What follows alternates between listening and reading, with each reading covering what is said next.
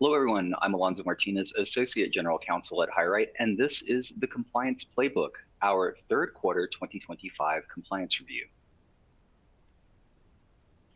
While I'm a lawyer, today's webinar is not intended as legal or compliance advice. My intentions are to give you information that you'll take as talking points to raise with your teams and with your legal counsel. That said, pick up your phone and snap that QR code to follow me on LinkedIn, where I post compliance-related content every single week. Easy snapshot to know what's going on in the world of compliance. Before we begin, as always, a few quick housekeeping notes. To receive HRCI or SHRM credit, you must attend the full live session. Credit details will be emailed next week, along with a link to the webinar recording. We are not distributing the slide deck. If you experience any audio or video issues, try refreshing your browser by pressing F5 or use that Q&A icon to reach out. Doreen is producing today's session and is monitoring the feed for any technical issues. After the webinar, please take a moment to complete our brief survey. Your feedback helps shape future sessions, and we'd love to hear what worked well and what topics you'd like to see next. Let me know what's not working as well. I appreciate your honesty. One more thing, we're continuing our live and after hours Q&A session today. So my friend and colleague, Nicole Campion, is going to be answering your questions in real time, and we're going to host a short Q&A session after the main presentation to recap and cover anything that we may have missed. So stick around if you can for the after party. Let's start with the big picture. Q3 didn't just bring updates, it brought a flood of change. We saw overlapping laws, court rulings, and regulatory shifts across every stage of the hiring process, from marijuana testing and AI oversight to pay transparency and I-9 issues. Compliance, I'm considering it a full contact sport in the third quarter. And these aren't just theoretical changes. They affect how jobs are posted, how background checks are run, and how you make your hiring decisions, sometimes with very little warning. So if you've felt like the compliance landscape has gotten a lot harder to track, you're not alone, and that's exactly why today's session matters. So here's the game plan. I'm going to move you through the biggest developments from Q3, state laws, local ordinances, federal moves, and also some litigation trends that are reshaping background screening and hiring. We're going to move fast, but I'm going to keep the takeaways clear and actionable. You're going to find links in the resources section of this webinar. So click that resources section, including our companion article. That's the Compliance Playbook, Key Employment Law Changes for Background Screening in Q3 2025. You're getting early access. It's going to go live on Forbes on Friday. So take a look at that article, follow along, and use it to take your notes from today's presentation. And if anything sparks a question, drop it in the Q&A. Nicole Campion, again, she's joining me live. We're going to keep that conversation going in our extended Q&A at the end of today's session. And if there is a topic that you want covered next time, just let me know in the survey. I read every single suggestion and certainly take them to heart. So we're going to kick things off today, as always, with a look at criminal history reform. Here are the highlights for your compliance playbook. Starting with ban the box laws. What you see on the screen is a color-coded breakdown of how different jurisdictions restrict the timing and the use of criminal history in hiring. So that's right, every jurisdiction listed on the screen delays your ability to ask about criminal history until some later time in the screening process, generally after a conditional offer of employment is made. So let me draw your attention to the text in red. These are jurisdictions that broadly ban early criminal inquiries. They cover traditional employees, contractors, gig workers alike. So that's right, anyone you pay is in scope of that ban the box law.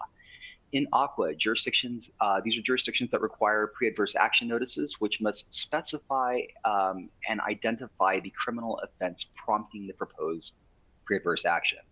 In blue, these are jurisdictions that require that you provide the candidate or employee with a formal individualized assessment connecting the offense to the job.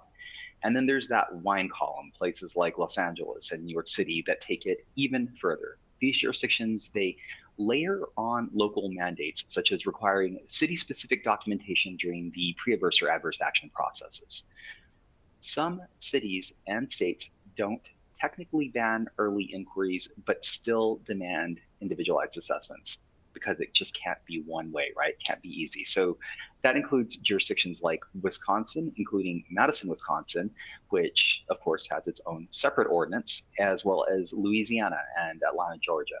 So the bottom line, ban the box laws are deeply local. No single workflow is going to work across all jurisdictions. You're going to have to customize your applications, your review and adjudication sequences, and your adverse action notices based on where your candidates live or work, based on where that law applies.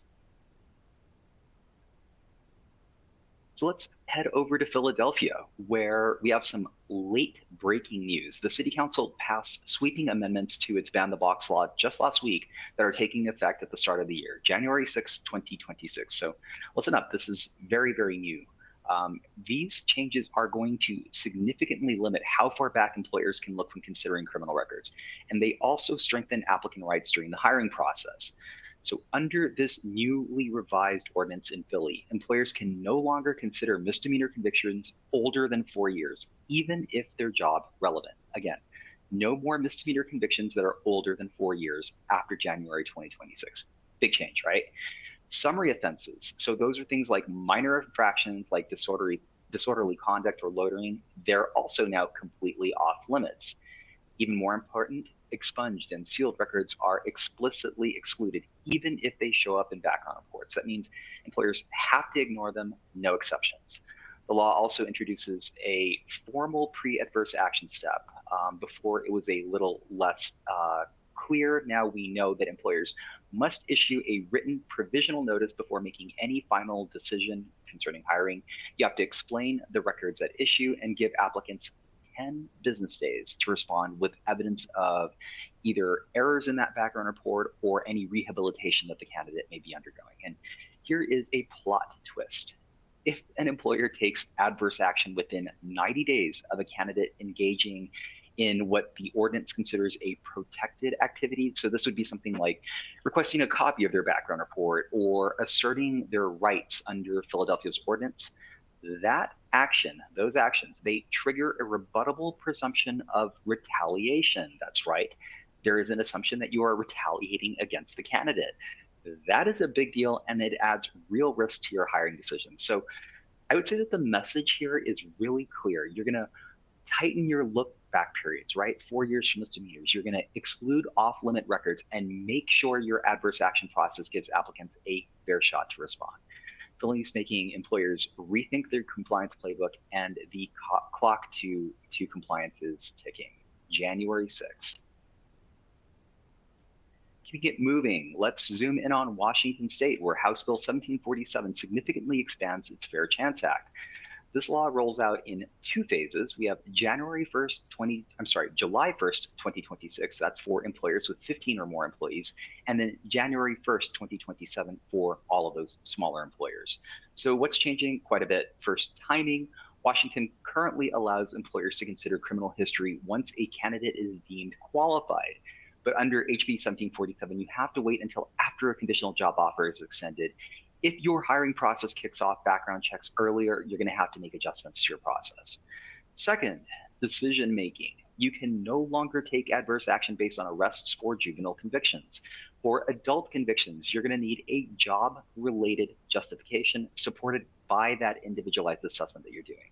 Speaking of that individualized assessment has to consider the severity of the offense, how much time has passed, and any evidence of rehabilitation.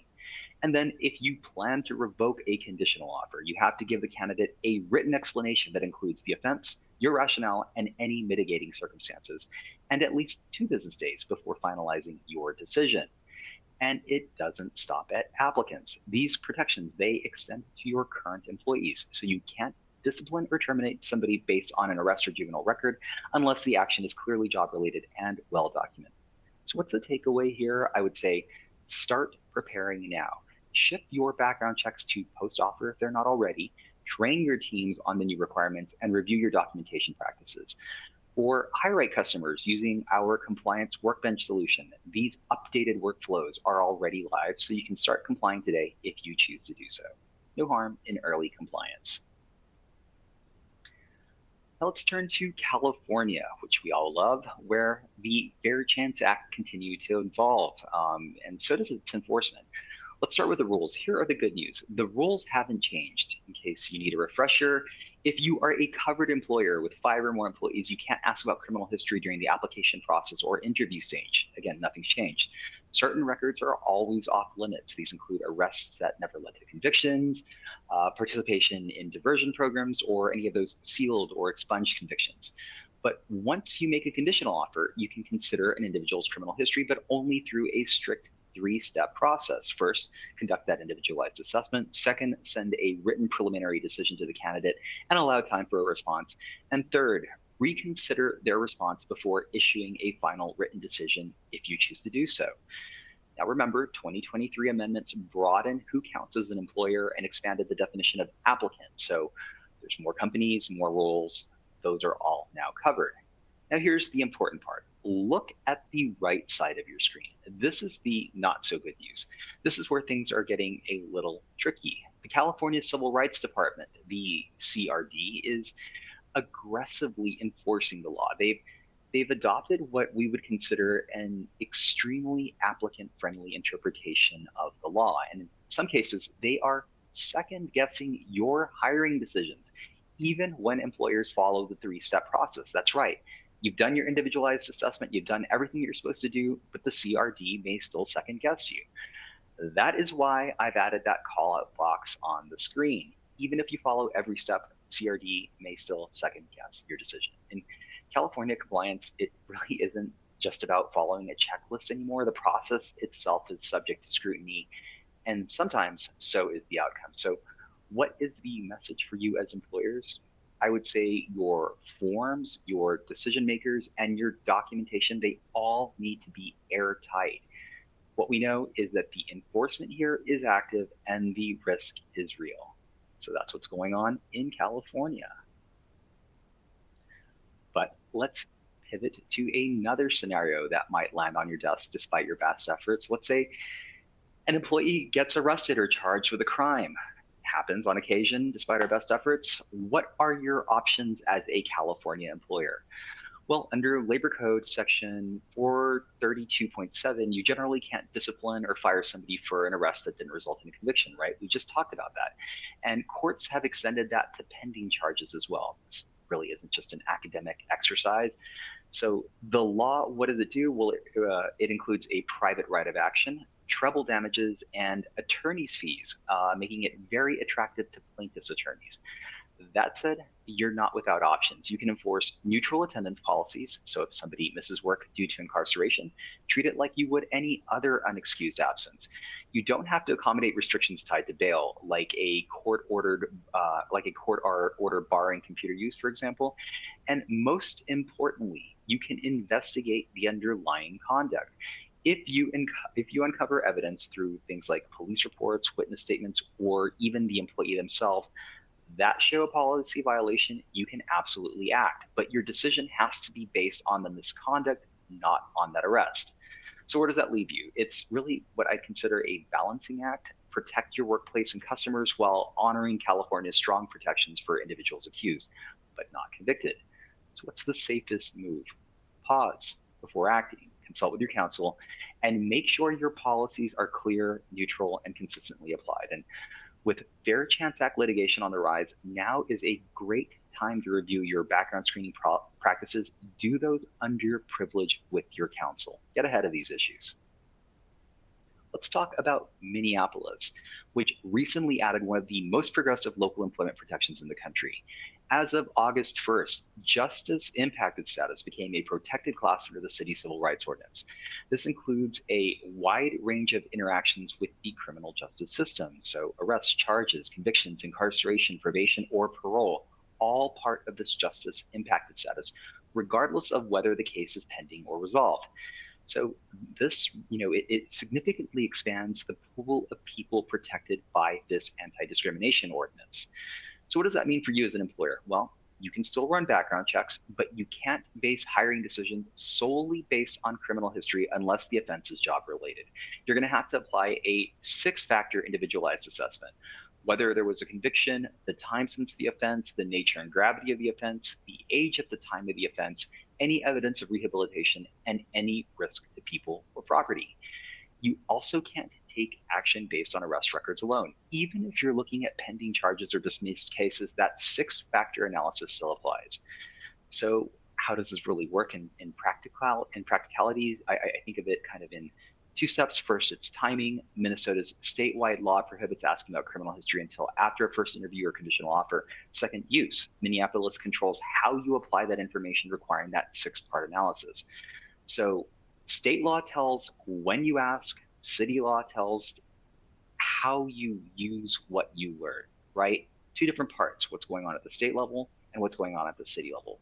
What's our bottom line here? You have to evaluate each case individually and document your reasoning. And because justice impacted status is now a protected class, the legal risk, it's much higher. A misstep here could result in a discrimination claim. So if you're hiring in Minneapolis, your screening policies, job descriptions, and training materials need to refresh, because now justice impacted status, criminal records, they are a civil right.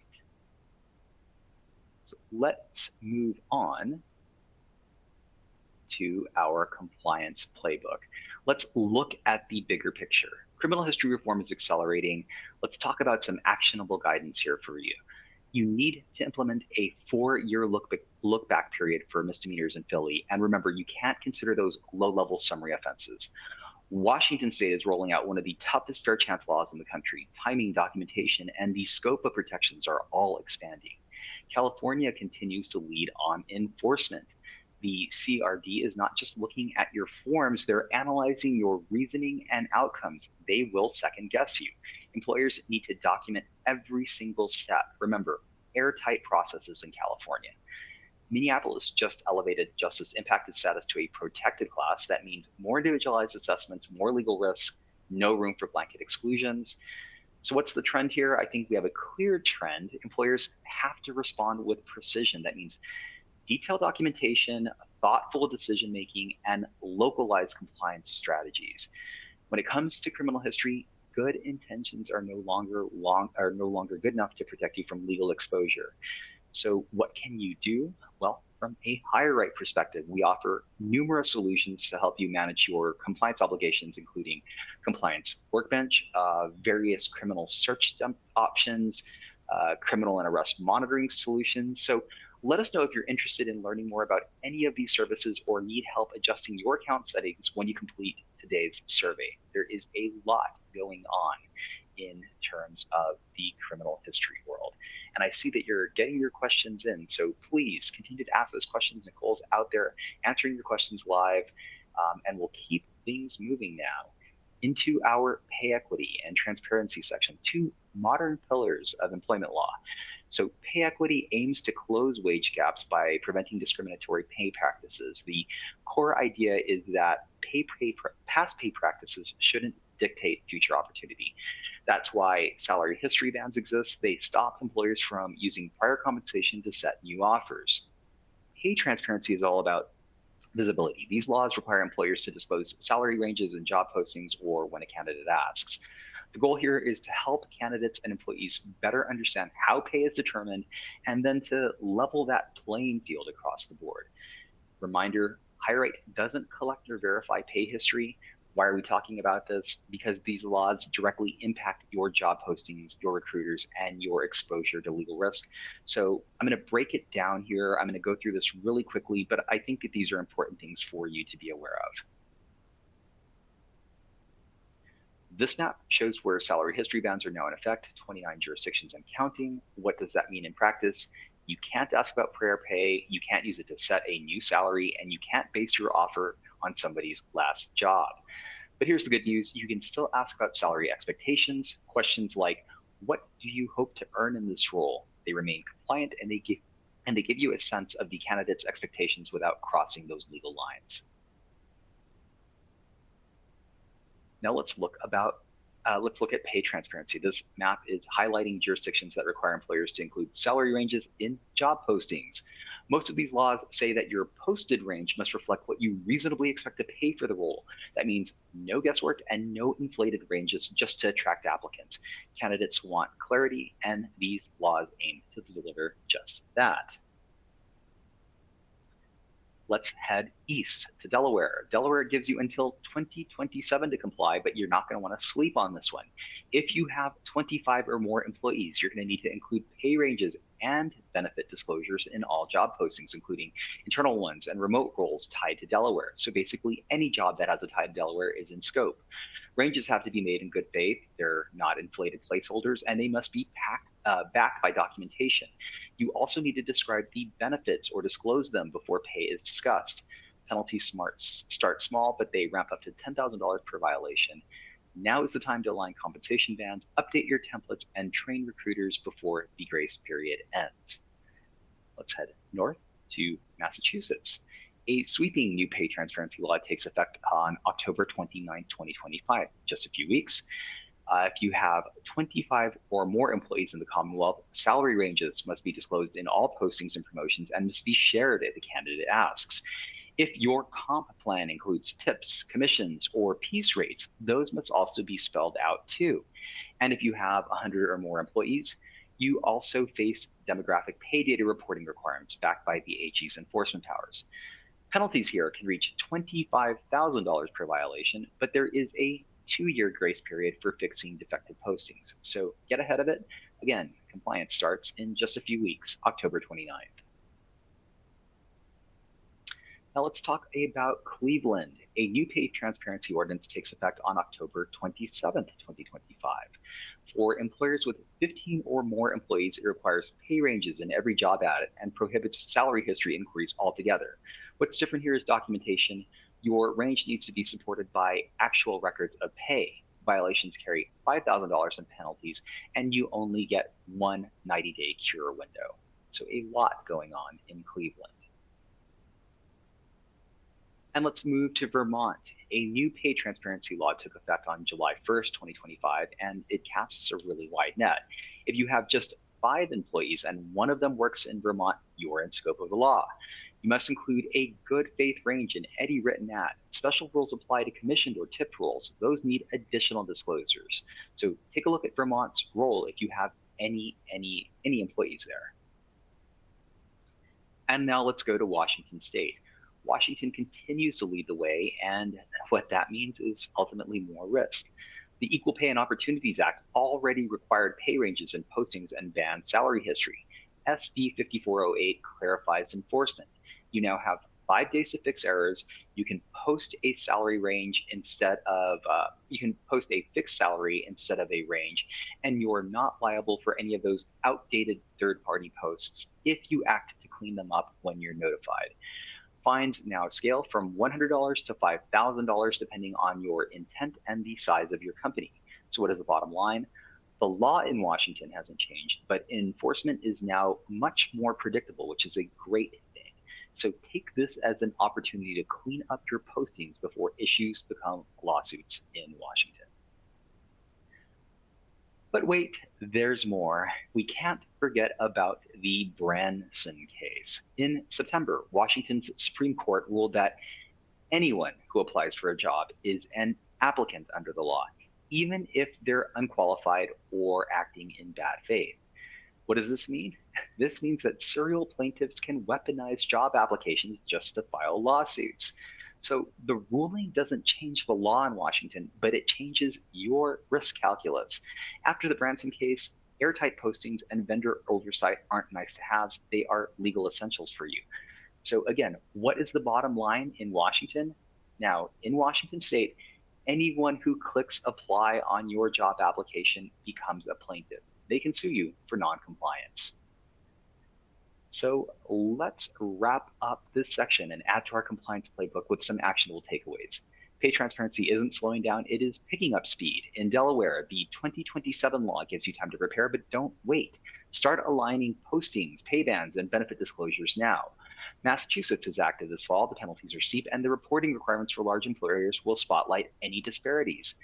Cleveland combines a salary history ban and pay transparency mandates with enforcement just around the corner. Vermont has one of the broadest coverage thresholds in the country. If you have 5 employees and even one works in Vermont, you're in scope. And Washington, that's now the most legally volatile state for job postings. The Branson case means that any applicant can sue, and your cure window won't help you if they never get the notice. So here is your strategy for your compliance playbook. Audit your postings, train your hiring teams, align with third-party vendors, and treat pay transparency like it is a frontline compliance issue. Because in today's hiring landscape, it basically is the most important issue from a litigation perspective you are going to face. All right, let's pivot and talk about cannabis reform. I'm going to use the terms cannabis, marijuana, and THC interchangeably, just like I do in my writing. They all refer to the same substance, and the legal implications are what matter most here. This map shows where recreational cannabis is legal and what that means for your drug testing policies. We've got 23 states and DC that allow adult use marijuana, but that doesn't mean you have to treat them all the same from a compliance perspective. In those red states, you can still test for THC and take adverse action based on a positive result. In those aqua states, the law limits what you can do. These states restrict adverse action based solely on a positive cannabis test. In those blue states like California and Washington, pre-employment urine testing is effectively off the table. Why? Because in those states, tests that detect inactive THC metabolites do not tell you about current impairment, and California and Washington are only concerned with current impairment. So in those states, you have to either drop THC from your panels or switch to oral fluid testing. Oral fluid testing will tell you about current impairment. And then there are those purple states like New York and Minnesota where pre-employment marijuana testing is generally prohibited unless a legal exception applies. Let's shift over to medical marijuana. Here is another map, this time showing whether states require workplace accommodations for medical cannabis users. Those red states say no, employers don't have to accommodate medical cannabis use. Aqua states impose anti-discrimination protections. That means you may need to accommodate marijuana use unless it poses an undue hardship for your business. You might have to do it unless there's an undue hardship. Those blue states, they're silent, so the law is unclear there. And purple highlights Philadelphia and Pittsburgh. Both cities have their own rules that ban pre-employment testing for medical cannabis users. No matter the location, rules that are federally regulated or safety sensitive are usually exempt. Make sure your policies reflect those carve-outs. Again, update your policies frequently when it comes to medical marijuana and recreational cannabis in the workplace. Let's pivot and talk about Texas. You might be surprised to hear this, but Texas has had a medical marijuana program for a decade. It was so limited that it really didn't function as a cannabis law, but all of that's about to change. Actually, that has changed as of September 1st. So as of September 1st, Texas has expanded its compassionate use program. There are new qualifying conditions, more dispensaries that will be authorized, and new products like lotions and vapes that are going to be allowed. And the THC cap is going to raise to 10 milligrams per dose. What doesn't change? Employment protections. Texas law still doesn't require accommodation, and cannabis remains illegal under federal law. The Americans with Disabilities Act doesn't cover cannabis use either. But here's where the risk comes in. The medical conditions themselves, this is the underlying conditions that an individual may have for which they are using medical marijuana, those underlying medical conditions are generally protected under state and federal disability laws. So what does that mean? Well, that means employers could see more failed drug tests, accommodation requests, and lawsuits that limit the tests of what the law does or does not require. So what should you do? Again, revisit those drug testing policies, especially if they include THC. You want to designate a point person in HR to handle these accommodation requests. Remember, you don't have to accommodate the use of THC, but you will have to potentially accommodate that underlying disability. And if you plan to take an adverse action against somebody in the program, talk to your employment legal counsel. So what did Texas do? Well, they gave employees more access, but not more protections when it comes to marijuana. That shift alone should prompt a policy review. And you'll note that I still haven't added Texas to our medical marijuana map. I still don't think this is a comprehensive program. Let me know if you think I should add Texas to that map. I've been conflicted about this. I'm really interested in your thoughts. Let me know in the survey or when you complete or as you're getting your questions into Nicole. Let's move over to Minnesota, where Senate File 2370 added a new layer to cannabis testing rules. Recreational marijuana has been legal in Minnesota since 2023. The law made it hard for most employers to test for THC unless the job fell under an exception like DOT covered rules, safety sensitive positions, or federal contract jobs. SF 2370 tightens things further. If you're one of the employers allowed to test and you plan to discipline or terminate a registered medical cannabis patient based on a positive test result, you're going to have to do several things. You have to provide written notice at least 14 days before the adverse action. That notice must identify the specific federal law or regulation involved, and it must state the federal benefit, contract, or license you believe is at risk. You can't rely on any vague safety concerns. This individual was in a safety sensitive position, so this is why we disqualified them. You're going to have that legal basis. Cite that law or regulation. There is one exception here. If waiting that 14 days would violate federal law or threaten your contract, your federal contracting, you can act immediately, but you need strong documentation that justifies your decision to do so. So practically speaking, this isn't going to affect most employers. Most employers in Minnesota have already pulled THC from their drug testing panels. Most employers can't test for THC. But if you operate in certain roles like transportation, defense, healthcare, government contracting, then you need to update your drug testing and adverse action policies, train teams on that 14-day notice requirement, and document every action tied to federal law. Minnesota isn't banning testing outright for all employers, but it is demanding transparency and that procedural pause. Curious if that could catch on in other states. Let me know what you think about Minnesota's law. Now let's shift to Iowa.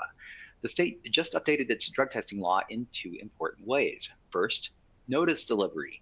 Employers no longer have to send test result notices by certified mail with return receipt.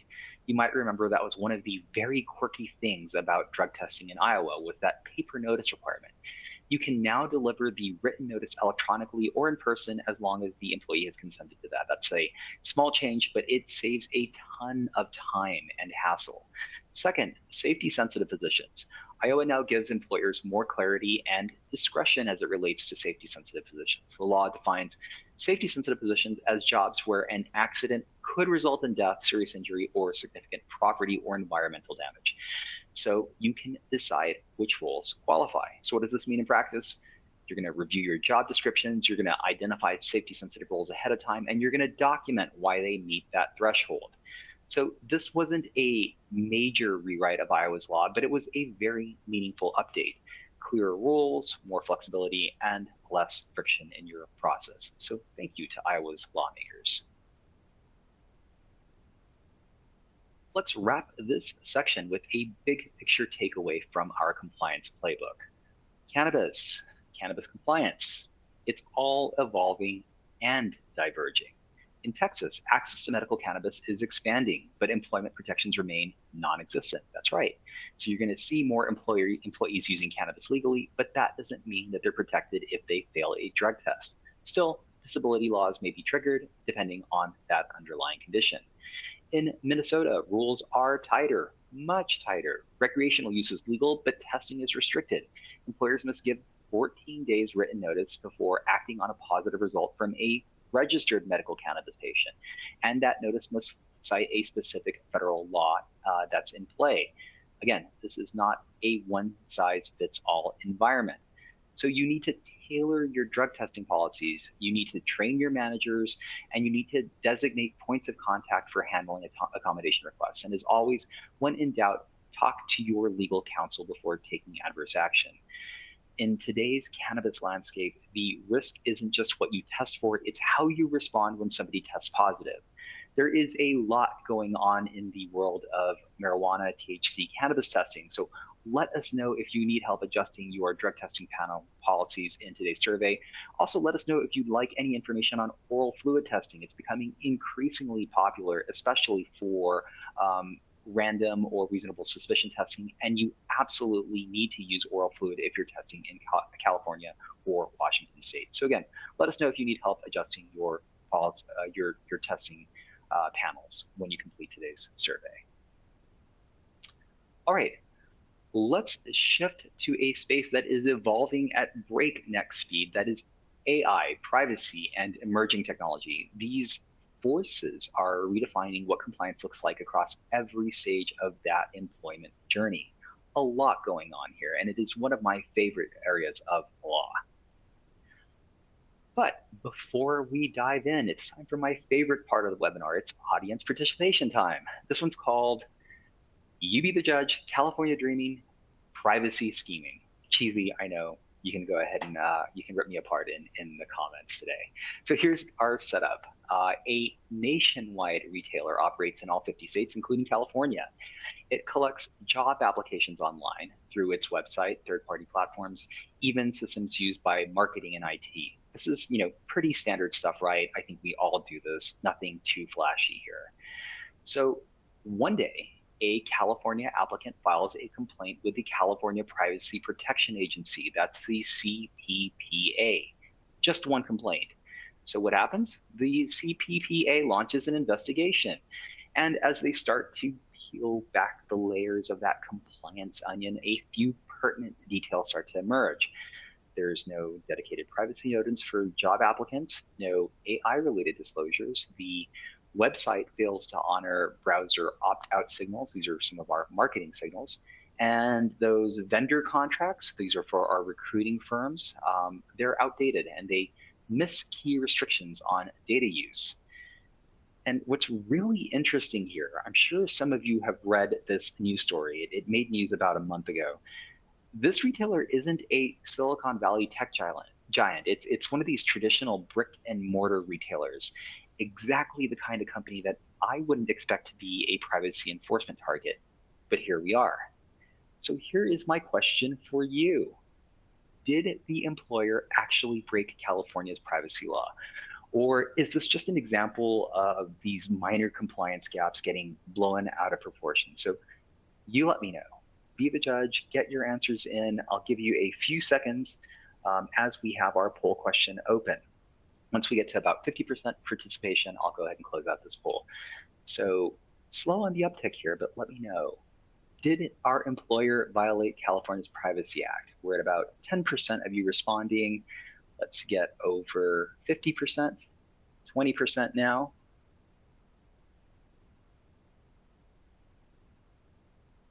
Around 30% now. All right, with around half of you responding to the poll, let's see what you thought. Did our employer violate the California Privacy Act? We have the vast majority of you saying yes, the employer did violate the California Privacy Act. So let's see.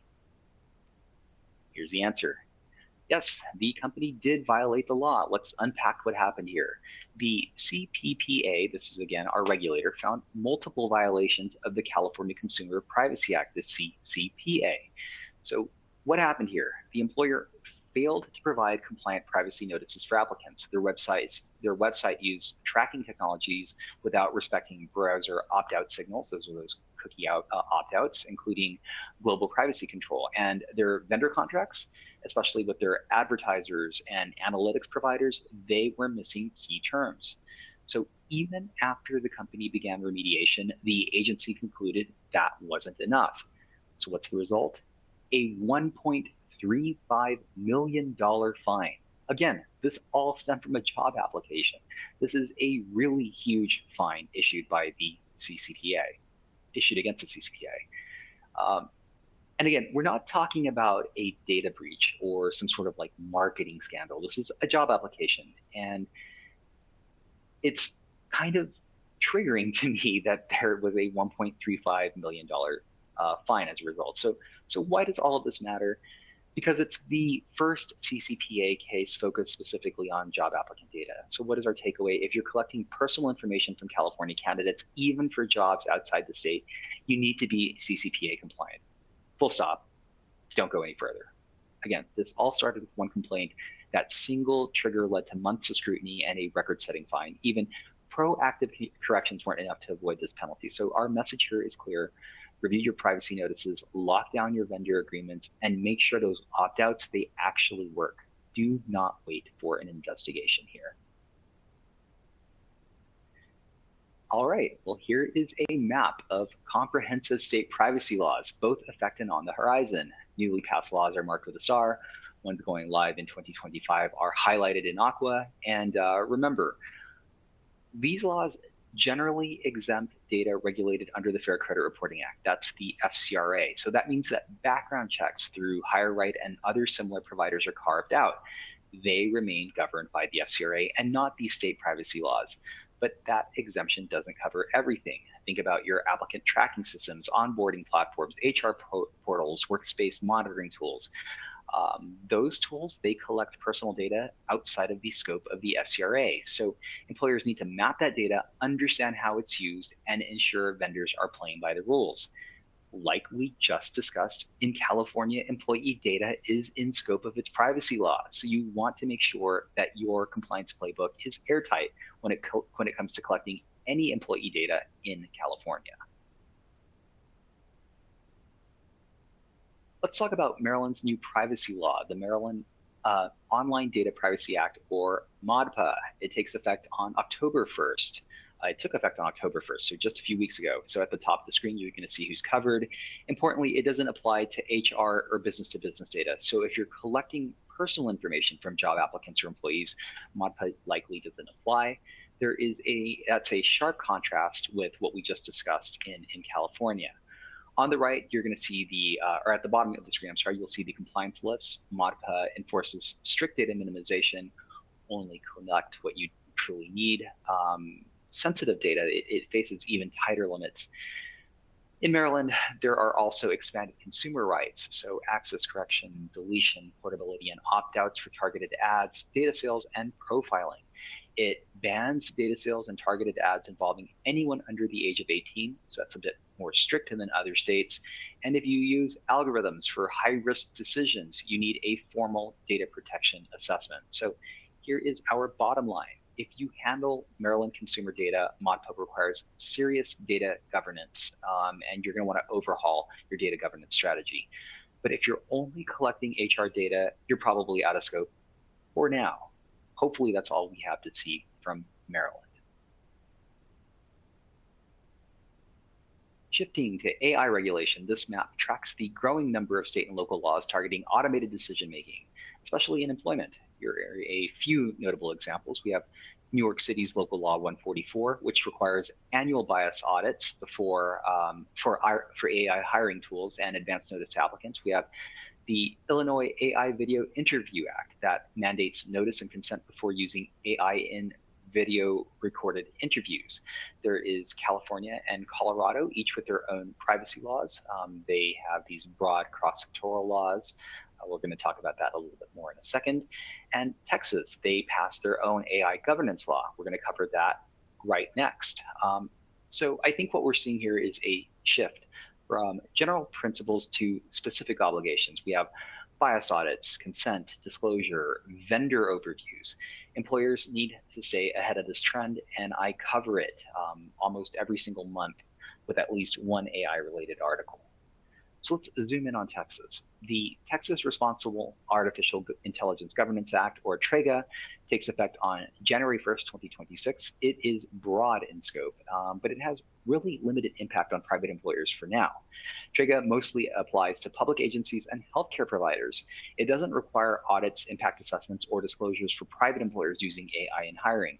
Still, it sets really important boundaries. It prohibits intentional discrimination via AI, and legal liability only attaches when there is intent behind that discrimination. That means that unintentional bias or disparate impact alone, that does not create a violation under Texas's law. There are two compliance signals that I want to talk about. First is preemption. Cities and counties cannot pass stricter AI laws, so there is no risk in Texas of a local patchwork of laws. That's really nice. And second, enforcement. The Attorney General handles all enforcement under Texas's AI Act. Companies get a 60-day cure period before action begins. Also nice. So while the law is light on requirements, it is a signal to review your AI tools, make sure they're explainable, lawful, and well documented. Texts may be lenient today, but the trend is still shifting. California is taking a two-pronged approach to AI in the workplace. On the left, the Civil Rights Department new rules, they took effect on October 1st. They don't create new audit mandates, but they clarify where liability falls when AI goes awry. First, automated decision systems, ADSs, that includes filters, scoring tools, and resume screeners. Employers are liable even if a vendor or staffing agency built or used the tool on the employer's behalf. Criteria like long job gaps or lack of a college degree, all of those can act as proxies for age, disability, or caregiving status. That introduces potential for bias or discrimination lawsuits. So employers must keep scoring, training, and output data for 4 years under the law. The bottom line, if you use AI, vet it like you built it and preserve that paper trail. On the right-hand side of the screen, SB 7, California's proposed No Robo-Bosses Act. It adds a layer of transparency and oversight. But here is the good news. It was just vetoed on Monday. That is how quickly this environment evolves. So these slides were already created. SB 7, the No Robo-Bosses Act, was vetoed on Monday. Governor Newsom acknowledged that the bill was too broad and could restrict even minor automated workplace tasks. So for now, SB 7 is off the table. Nonetheless, these rules send a clear message. It's not enough for AI to be unbiased. It must also be visible, reviewable, and explainable by you, the employer using it. Now let's talk Colorado. The Colorado AI Act signed into law in May 2024. It was the very first AI Act. It goes live on June 30th, 2026, after a special session failed to revise the Act's onerous requirements. It's the first cross-sector AI law in the US, and it focuses on high-risk systems. Those are things that influence big life decisions like hiring, housing, education, healthcare, legal services. So what's exempt? Tools that don't influence final decisions, like calculators or procedural systems, those are all out of scope. So are fraud detection tools that don't use facial recognition and some basic chatbots. What's prohibited? Bias. Any AI that results in unlawful differential treatment based on race, age, gender, or other protected categories is banned. So what is required? Developers must disclose how their AI works and flag any risks. Deployers must manage the risk, conduct those impact assessments, track outcomes, and document their safeguards. And everyone must publish statements explaining how they avoid algorithmic discrimination. That's right. You need to be working on these statements. Let me know if you have questions about that when you complete the survey or using the Q&A feature. What about enforcement here? Colorado's law is handled by the Attorney General. Each violation can cost up to $20,000, and each consumer counts separately. Huge potential for risk here. So for employers, if you use AI in hiring or promotion, you'll need to document those systems, conduct risk assessments, and be ready to demonstrate fairness. It's not just a best practice anymore. It is now the law in Colorado, or it will be as of June 2026. It'll be interesting to see if they revise this further during the 2026 legislative session. I have a feeling it's going to be on the table once again. Let's close out this section of our compliance playbook by connecting privacy and AI to enforcement. In California, a company was fined $1.35 million for mishandling applicant data. Even after it tried to fix the issue during the investigation, it was not enough. Regulators made it clear, fix it early or pay later. In Maryland, ModPud doesn't cover HR data, but it's still a wake-up call for companies that mix consumer data with employment systems. In Texas, AI law is narrow and liability hinges on intent. No private lawsuits, low risk for now in Texas. In California, the Civil Rights Council finalized rules barring discriminatory outcomes from automated decision systems. 4-year record keeping is now required as of October 1st. Make sure you're complying with California's law.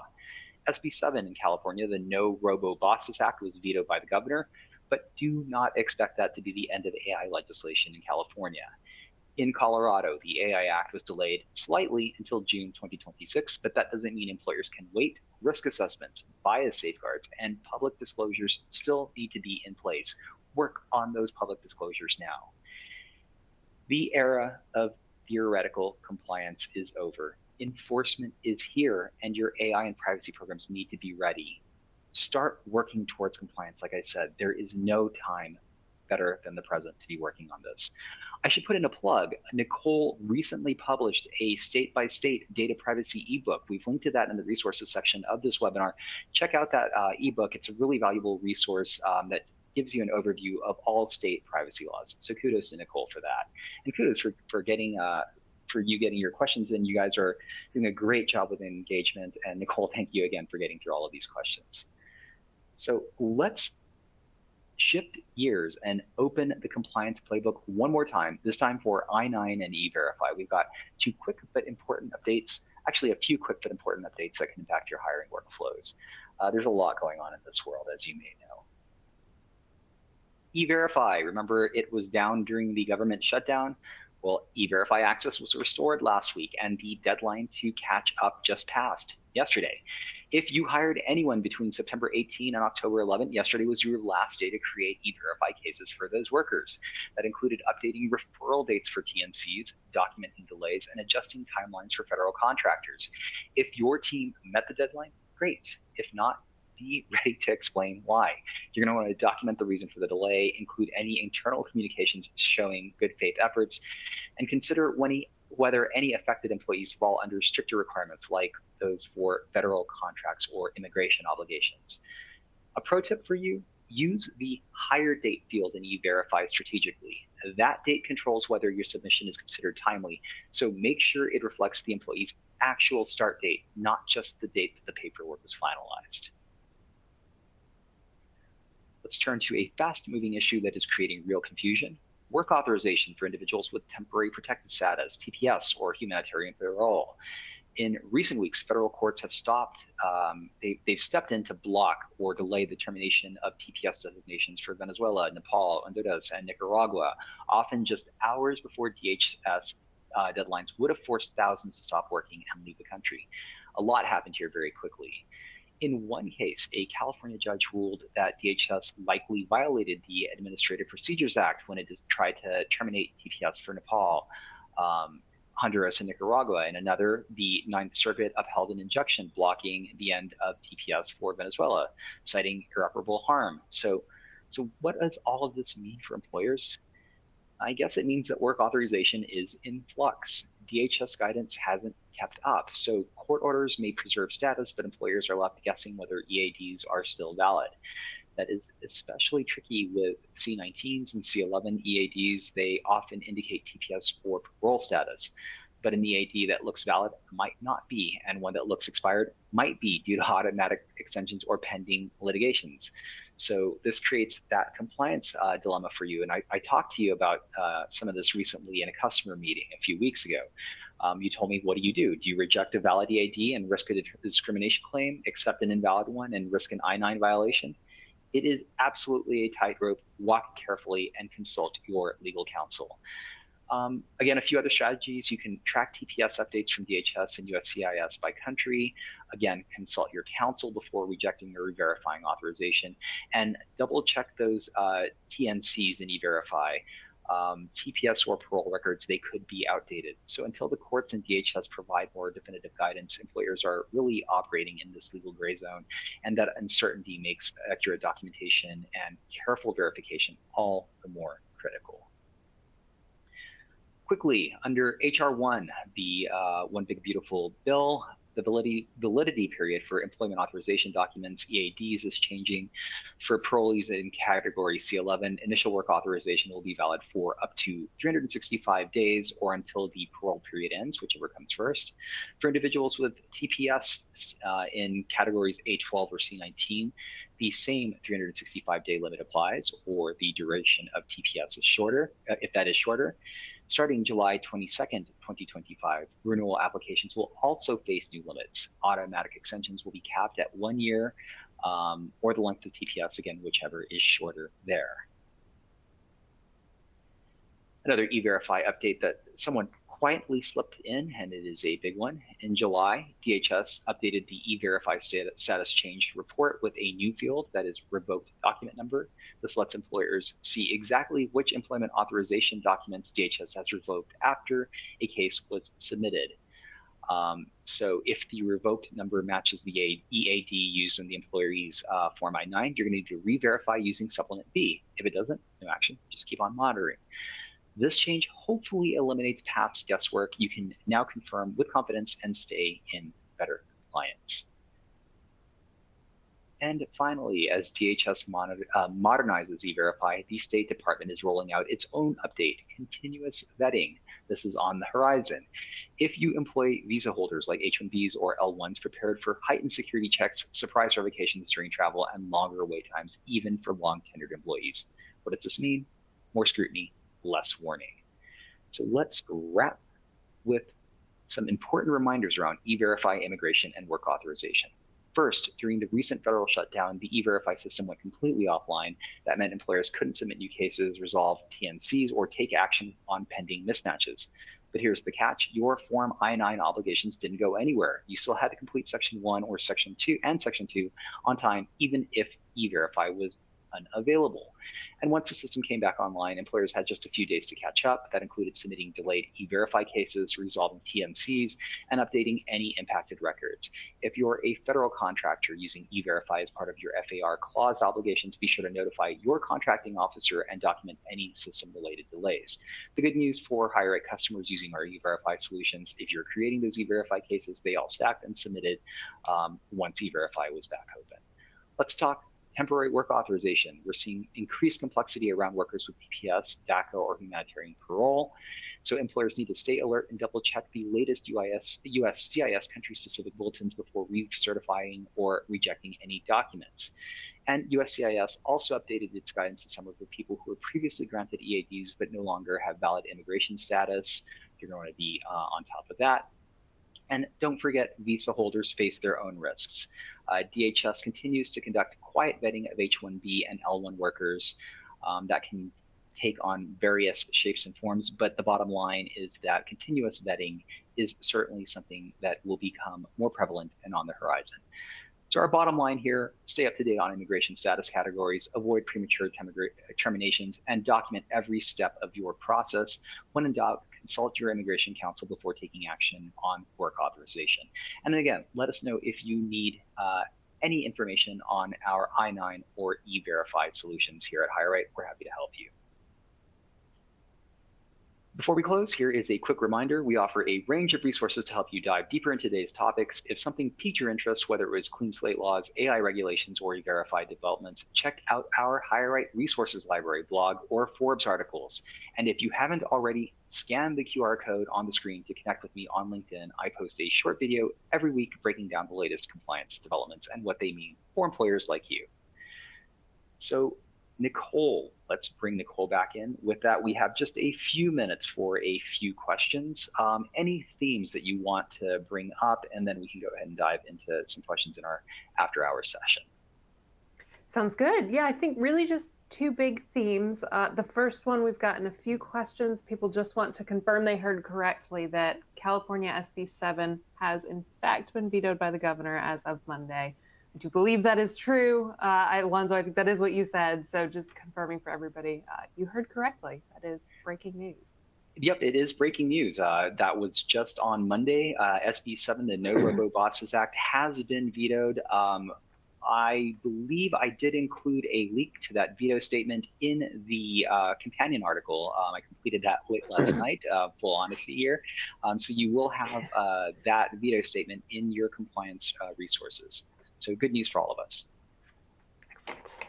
And then the other theme that we saw is one we see somewhat often, and it's all around what laws apply when. So if the candidate's in one place, the work location's in another place, the business is in another place, how on earth do we figure out which one to follow? And I think the answer is ultimately, of course, you're going to have to consult legal counsel to review your particular screening program and all the nuances that you may have. But generally speaking, It depends, which is, I think, our favorite answer, of course. It really depends.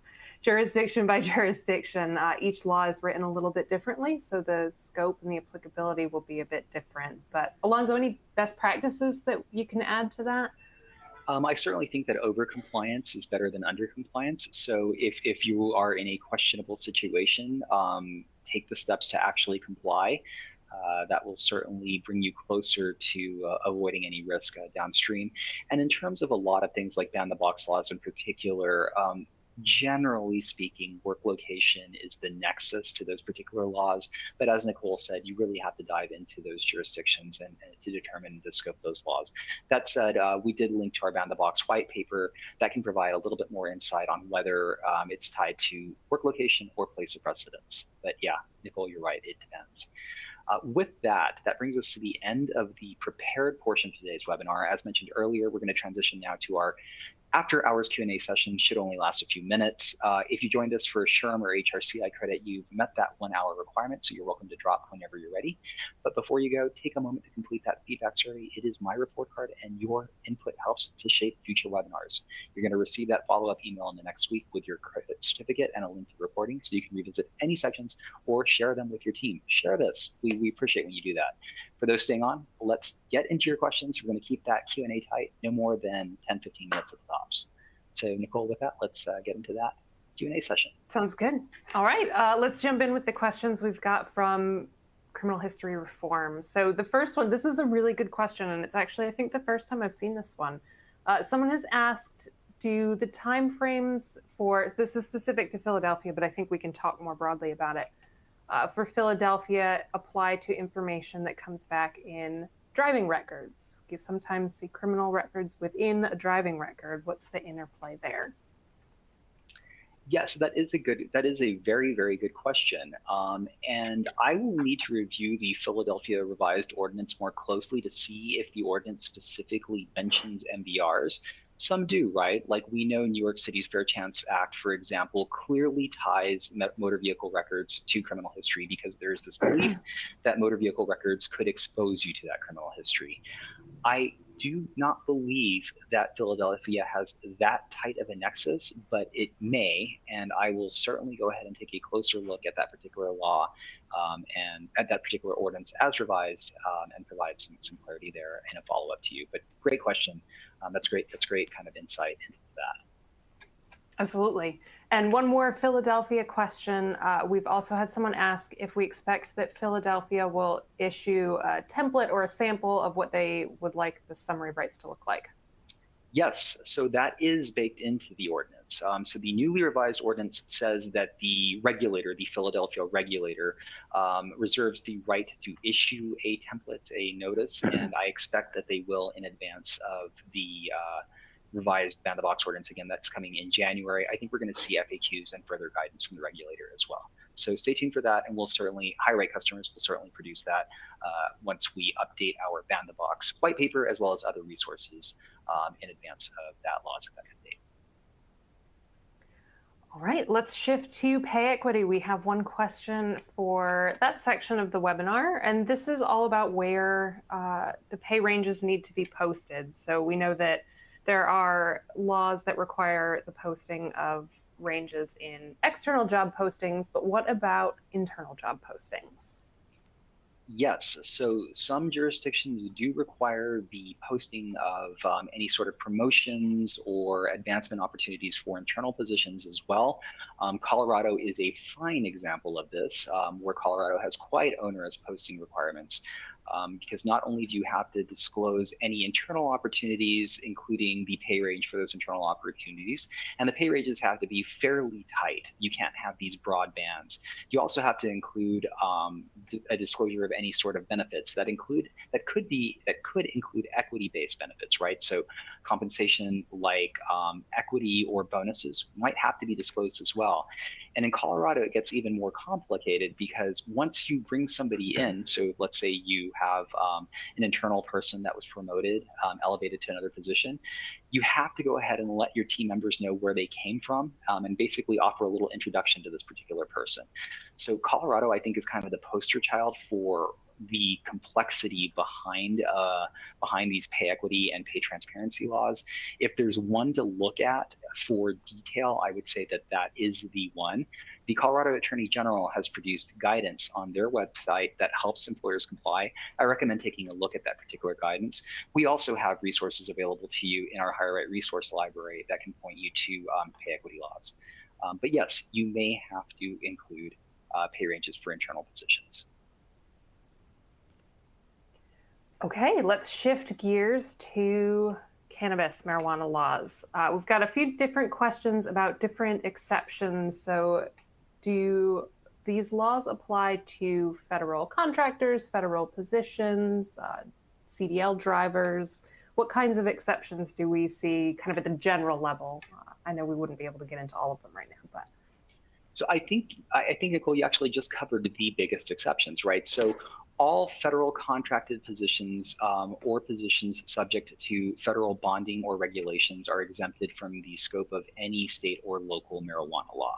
So if you have a federal contract, if you're a federal contractor, or if you're federally regulated or funded, blanket exceptions to all of these laws, you should and must comply with any federal laws that are applicable to you.